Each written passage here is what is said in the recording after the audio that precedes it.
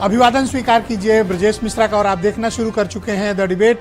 बहनों भाइयों, इस वक्त जब हम आपके साथ डिबेट कर रहे हैं, अब से थोड़ी देर बाद अमेरिका की राजधानी वाशिंगटन डीसी में कैपिटल हिल्स पर थोड़ी देर बाद अमेरिका के राष्ट्रपति पद पर निर्वाचित डोनाल्ड ट्रंप दूसरी बार शपथ लेने जा रहे हैं। अमेरिका के राष्ट्रपति की शपथ कोई मामूली घटना नहीं होती, बल्कि बहुत बड़ी घटनाक्रम दुनिया भर के लिए होता है। पूरी दुनिया की इस पर निगाह होती है। हम आज ये डिबेट के जरिए समझने की कोशिश करेंगे कि डोनाल्ड ट्रंप के राष्ट्रपति बनने से अमेरिका में, दुनिया में और अपने देश यानी भारत में के साथ उनके संबंध और असर, इन सब मसलों पर खुली चर्चा को आमंत्रित करते हैं। बहनों भाइयों, कैपिटल हिल्स की घटना के बाद किसी ने ये सोचा नहीं था और ऑलमोस्ट पूरी दुनिया भर ने ये प्रेडिक्ट कर दिया था कि डोनाल्ड ट्रंप का कैरियर खत्म हो गया, अब वो कभी अमेरिका की राजनीति में सिर उठाने लायक भी नहीं रहेंगे। बड़े बड़े आर्टिकल्स लिखे गए, बहुत बड़ी बड़ी बातें कही गई, लेकिन समय लौट कर आता है। डोनाल्ड ट्रंप लौट कर आए व्हाइट हाउस।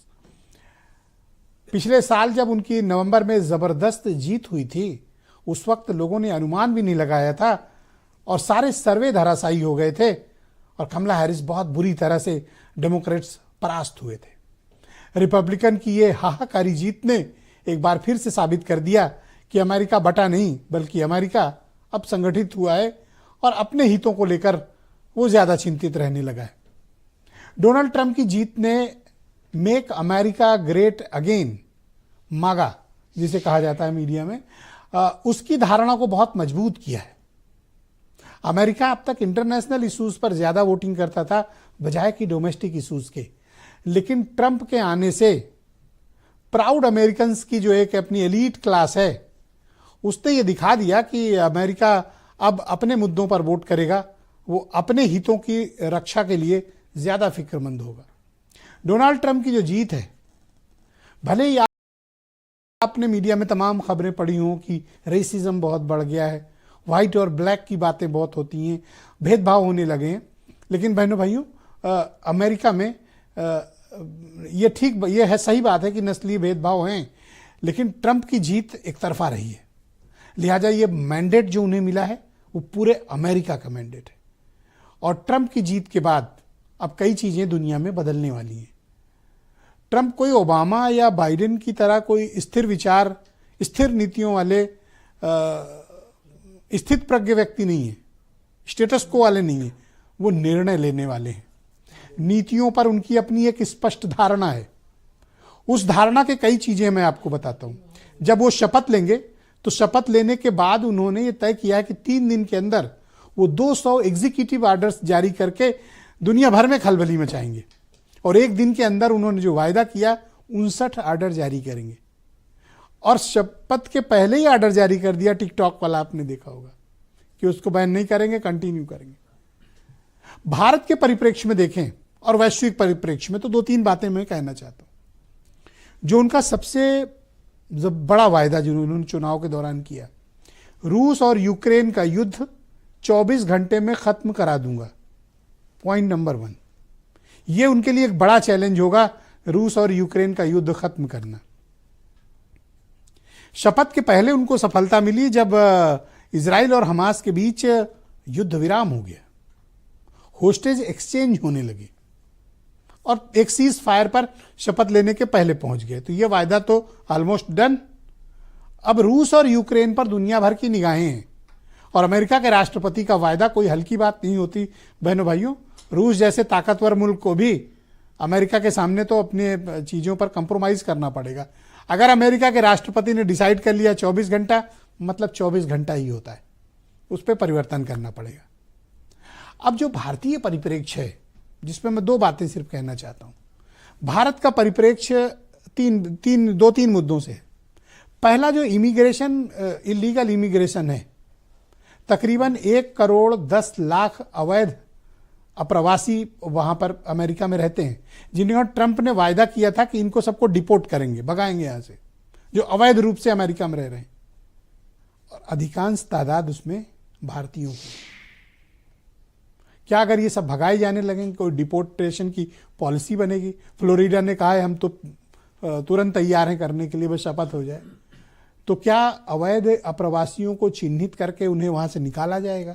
एक बड़ा मेजर इशू होगा अमेरिका के लिए, दुनिया भर के लिए। Point number 1। दूसरा जो विषय इन दिनों चर्चा में है, H1B वीजा का। ये वीजा जो है वो दरअसल पेशेवर लोगों को मिलता है, एक्सपर्ट्स को मिलता है, जैसे expert doctor, expert engineer, software engineers, बहुत ही प्रोफेशनल लोग या बड़े जानकार लोगों को H1B वीजा दिया जाता है, जिसे हम पेशेवर वीजा के तौर पर मानते हैं। इसमें वहाँ रहने और काम करने की एक सर्टेन टाइम तक इजाज़त होती है। तो H1B वीज़ा जो भारत के पेशेवर लोगों को मिलता था, ट्रंप ने उसमें पहले भी बहुत बड़ी कटौती की थी और अभी भी एलन मस्क और इनकी टीम ज़बरदस्त एडवोकेसी कर रही है कि H1B वीज़ा को कम कर दिया जाए और ज़्यादातर रोजगार केवल अमेरिकन्स को मिले। तो वो होता है तो सबसे बड़ा झटका लगेगा इंडियंस को, भारतीयों को। क्यों? क्योंकि भारत की एक बहुत बड़ी तादाद H1B वीज़ा में अमेरिका जाती है और वहाँ वो जॉब करते हैं।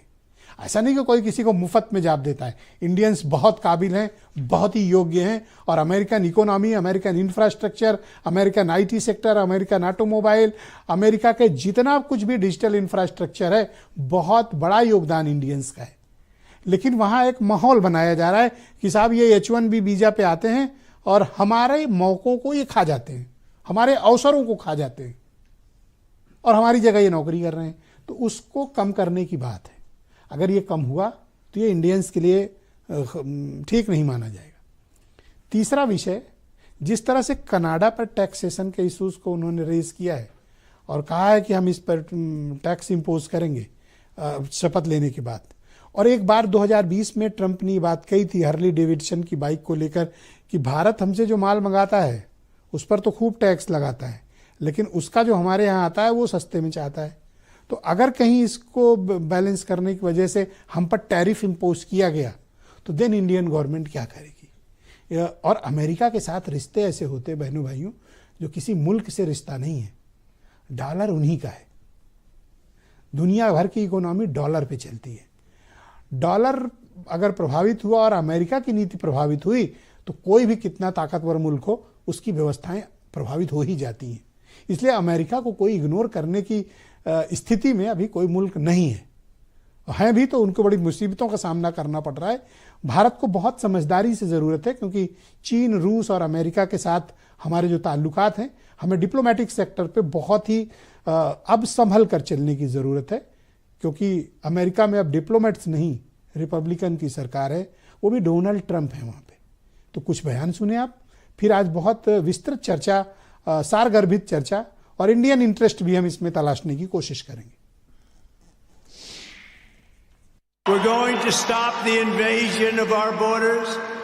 We're going to reclaim our wealth. We're going to unlock the liquid gold that's right under our feet, liquid gold. We're going to bring back law and order to our cities. We're going to restore patriotism to our schools, get radical left, woke ideologies the hell out of our military and out of our government. And we are going to make America great again. यही वो नारा है, make America great again, मागा, जिसने America में राजनीतिक क्रांति कर दी है। बहनों भाइयों, आज की डिबेट में डॉक्टर समीर सिंह भारतीय जनता पार्टी के प्रवक्ता हैं, डॉक्टर उमाशंकर पांडे कांग्रेस कमेटी के प्रवक्ता हैं, डॉक्टर अजय प्रकाश फॉरेन मामलों के एक्सपर्ट और इकोनॉमिस्ट हैं, हमारे साथ मौजूद हैं। संजीव श्रीवास्तव जी हमें इस परिचर्चा में दिल्ली से सम्मिलित हो रहे हैं, जाने माने एक्सपर्ट हैं डिफेंस और फॉरेन मामलों के। और PTI के special diplomatic correspondent Rishikesh Kumar हमें सीधे ज्वाइन कर रहे हैं। और वीरेंद्र जी हमारे स्टेट हेड, आप सभी का स्वागत और धन्यवाद इस कार्यक्रम में मेरे साथ जुड़ने के लिए। सबसे पहले मैं ऋषिकेश